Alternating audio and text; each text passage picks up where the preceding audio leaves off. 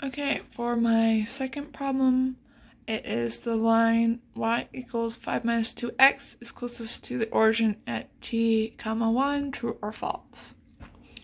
So first, I knew that my distance formula was z equals x squared plus y squared. Distance from the origin, a point from an origin. So I plugged in my equation as my y value and solve and factor that 5 minus 2x all squared, and then added that with x squared, and that got me 5x squared minus 20x plus 25. And also I moved my square root to the other side, just squared z, because it'll save you a couple steps without that, and will still give you the same answer, so it just makes it a little bit simpler. So then I took the derivative of z, and so to do that I brought 2 down and multiplied that times 5, which is 10x, and then x, 1 minus 1 is 0, which is 1, and 20 times 1 is 20, so that will stay negative 20, and then my constant just goes to 0, so the derivative is 10x minus 20.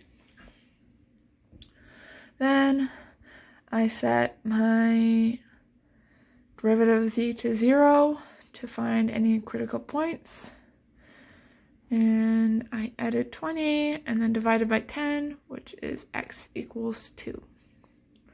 Then I plugged in 2 into my original equation, 5 minus 2x, and after calculating, 5 minus 4 is 1.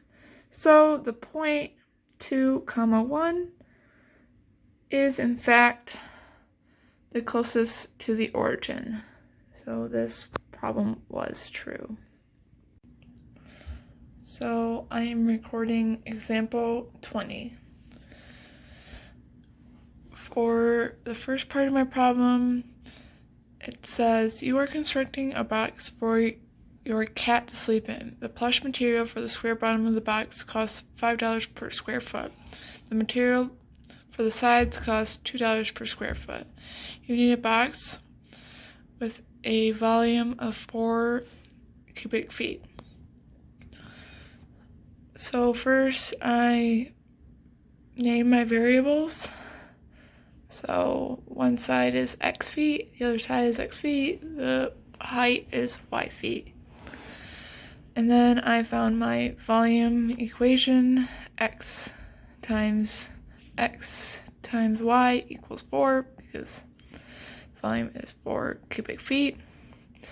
Then I multiplied the x's and moved them onto the other side, which gives us y divided by 4x squared.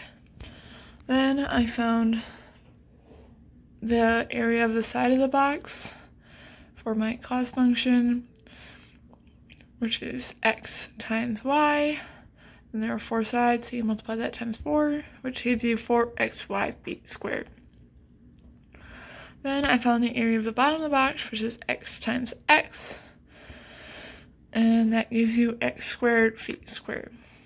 So for the cost function, you have to multiply the area of the bottom times the cost, and then add the area of 4 sides, and then multiply that times the cost. And then, so when we plug in our variables and numbers, you get x squared times 5. X squared is the area of the bottom. 5 is the cost of the materials for the bottom, plus 4xy, 4 times 2. 4xy is the area of the side, and 2 is the cost of the sides per feet. And that gives you 5x squared plus 8xy. Then, since we know what y is, I plugged in y for into the cost function to eliminate one of the variables.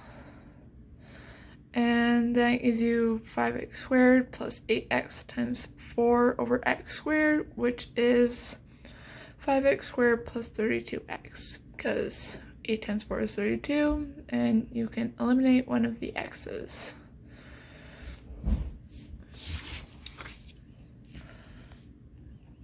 Then I took the derivative of c of x to start finding critical points. So 5x squared goes to 5 times 2x, which is 10x, and 32 over x goes to negative 32 over x squared, because if you brought the x up, it would be x to the negative 1 power, and then subtract 1, which would be x to the negative 2 power, and you bring out the negative 1 times 32, which is a negative 32, and then you can put the x to the negative squared back down, which is 32 over x squared. So that gives you 10x minus 32x squared. And then to continue finding the critical points, I set that equation to 0. And since there was an x in all of these up here, I times x squared over here, and then times it again over there, so I could just have it on one thing. That would give me 10x cubed minus 32, and I added 32, and then divided by 10, which is 16 over 5 equals x cubed. Then I put the cubed on the other side and simplified, which gives me 2 times the cube root of 2 over 5. Then I took the derivative one more time to get the second derivative of the cost function so that I could verify my critical point. So to take the derivative, 10x just simplifies down to 10, and then like the other one, I brought the negative 2 out in front, and then subtracted a 1 from the negative 2, which is negative 3, and then put that back on the bottom. So negative 32 times the negative 2 is 64 over x cubed, and then add 10. Then I plugged in my first critical point into that function, and I can see that we will get a rational answer, or the answer will exist. It'll be greater than 0, that bottom part. So I know that there is a minimum value that exists at 2 cube root of 2 over 5.